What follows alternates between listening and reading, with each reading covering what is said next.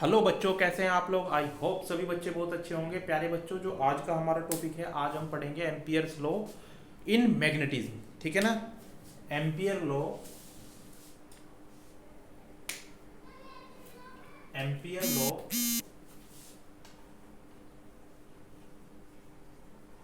Ampere's law for electric current लिख लो या magnetism लिख लो, जो भी आपका, for magnetic field. Ampere's law for magnetic field. बच्चों, एम्पियर साहब ने बहुत ही खूबसूरत एक नियम दिया हमें, बहुत ही खूबसूरत एक लॉ दिया, ठीक, जिससे हम मैग्नेटिज्म बड़े आसानी से फाइंड कर सकते थे। किसका? जितने भी हमारे पास सर्कुलर लूप हो। जैसा कि उन्होंने बताया, मान लीजिए कोई सर्कुलर लूप है हमारे पास, ठीक है ना। मान लीजिए ये कोई सर्कुलर लूप है और यहाँ एक करंट फ्लो हो रही है, ठीक है।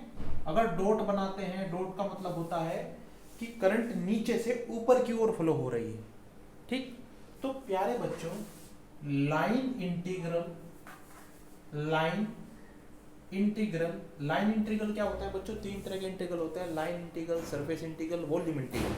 अगर हम लेंथ के रिस्पेक्ट में इंटीग्रल करें तो उसको बोलते हैं लाइन इंटीग्रल, ठीक है। और इसमें उन्होंने क्या कहा? लाइन इंटीग्रल, यहाँ लाइन भी लिख दो चाहे, line integral of magnetic induction will be is equal to mu naught, ठीक है, म्यू नॉट, और जितनी भी ये करंट हो, म्यू नॉट और ये करंट्स के मल्टीप्लिकेशन के बराबर होती है। बात समझ में आई?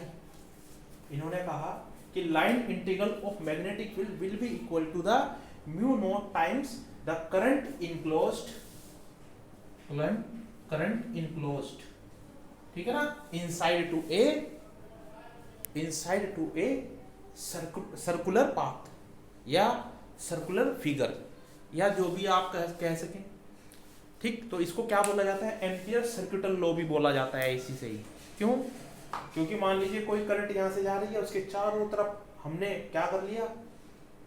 एक पॉइंट बनाया, नहीं, एक सर्किल बना लिया, ठीक। तो इस करंट के कारण इस सर्किल के हर एक पॉइंट पर अगर हम मैग्नेटिक फील्ड फाइंड करें तो यहां से फाइंड कर सकते हैं। ये कहा था किसने? एम्पियर साहब ने। और इसकी डेफिनेशन क्या बन जाती है प्यारे बच्चों? ध्यान से देखो,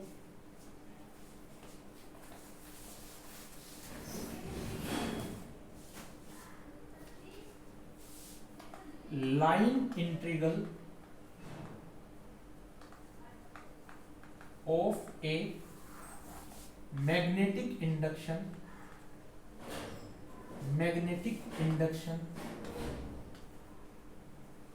ड्यू टू करंट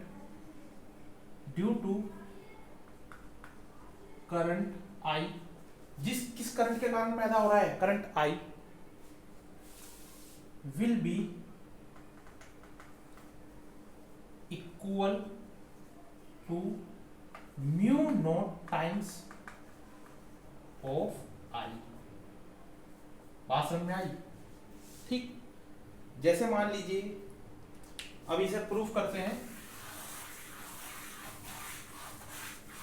देखो यहां मान लो ये कोई वायर थी, ठीक है ना, लॉन्ग वायर है, और यहां कोई पॉइंट रखा है, और ये इन्फिनिटी वायर है अपने पास, ठीक।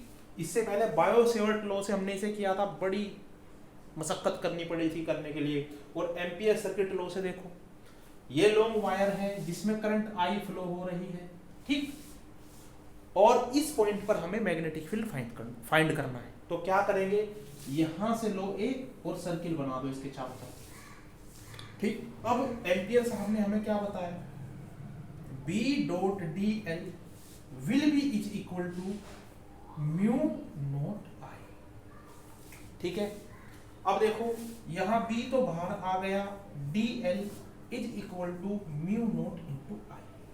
डी एल क्या है? ये लेंथ है इसकी, जो हमने सर्किल चारों तरफ इसके खींचा है, ठीक।